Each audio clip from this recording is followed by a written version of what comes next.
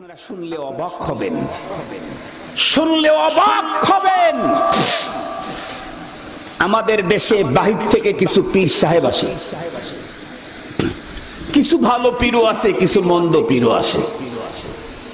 আমাদের দেশে বাহির থেকে খাবারও আসে, আসে না? আসে না? কিছু ভালো খাবার আছে, কিছু মন্দ খাবারও আসে। আমাদের দেশে বাহির থেকে পীর আসে, কিছু ভালো পীরও আসে, কিছু মন্দ পীরও আছে।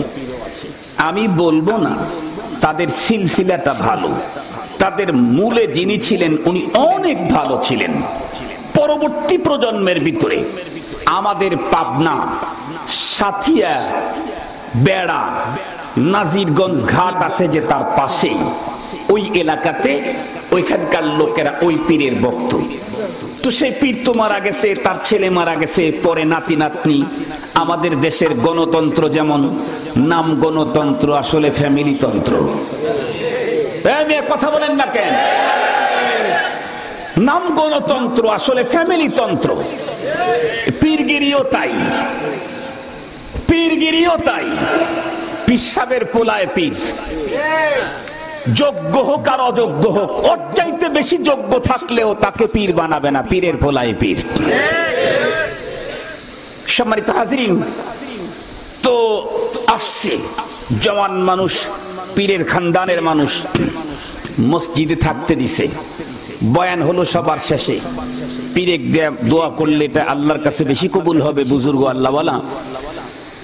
সে মাথার উপর দিয়ে কম্বলটা দিয়ে মসজিদের ভিতরে মোবাইল ফোনে ওইগুলা দেখতেছে যেগুলা দেখা যায় না।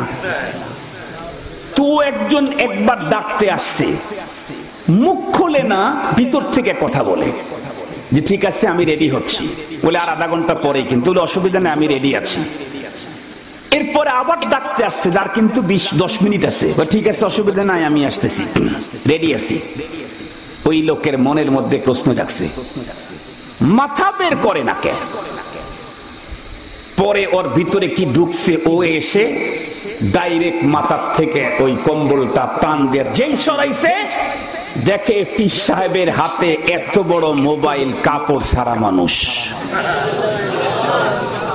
কোথায় কোথায় কোথায়? পীরের খানদান।